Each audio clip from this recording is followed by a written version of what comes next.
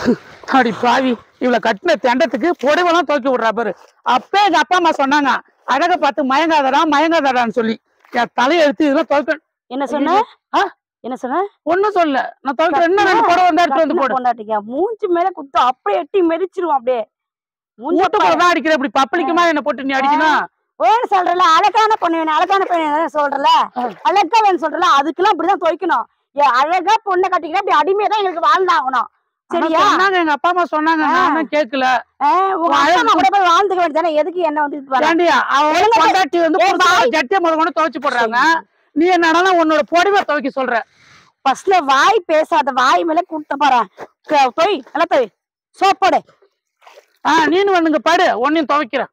யாரு உன்னை இழுத்து அப்படியே போட்டு மிதிச்சுடுங்க தொட்டிலே. நைட்ல சமாதானமா பேசுறாதா? ஏதாவது வேலை செய்யும் போது அன்பா வந்து பேசி நொட்டுறது. நைட்ல மட்டும் தள்ளிப்படு அப்படிங்கிறது.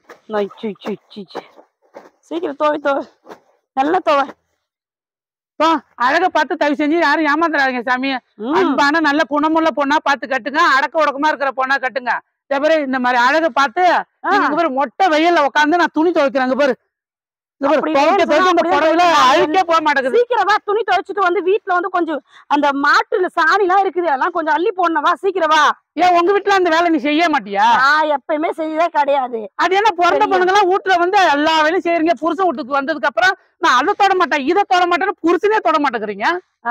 நீ ஃபர்ஸ்ட் தொய் பேசாத, தொய்ச்சிட்டு சீக்கிரமா இதை முடிச்சுட்டு அதுக்கு அடுத்தது வீட்டுல வந்து வேலை இருக்குதுவா. வீட்டுல என்ன வேலை இருக்கா? வேலையா? மாட்டு கொட்டையில சாணி அல்ற வேலை இருக்குது. சாணி அல்லவா? நான் கூட சந்தோஷப்பட்டுட்ட வேலை. நைட்லதான் ஒரு வேலையும் நடக்கல, பகல் நடத்தலாம். வேற நடக்கும் வேற. வர இந்த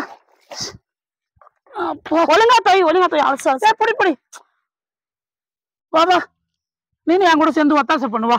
என்னத்த ஒத்தாசை பண்ணா? அலசி எடுத்துட்டு வையா. அலசிட்ட போது இனிமேல் என்ன புளி வேணாமா? ஐயோ, வாஷிங் மிஷின் புளிஞ்சு கொடுக்குறது. என்னதான் புளின்னு புளியுறா. நான் இன்னமா புளியணும்?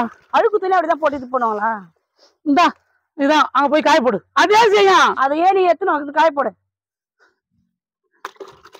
இந்த ஜட்டியை முத கொண்டு கிழிச்சுடா. இது வேணான்னு நினைக்கிற புது சட்டி நான் வாங்கிக்கிறேன். உனக்கு பழைய சட்டி அதுக்கு இதுல வேற சட்டி வேற. வா, அந்த விளக்கு மாத்தி கூடி எடுத்துட்டு வா. சாணி அல்றா. செய்யணும்.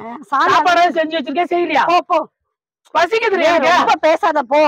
எல்லாம் வேணும்னு சொல்லி என் பின்னாடியே வேணும் வீட்டுக்கிட்டலாம் வந்து அழுவுறது, கத்துறது, கதறது. நீ என்ன சொன்னாலும் செய்வேன்.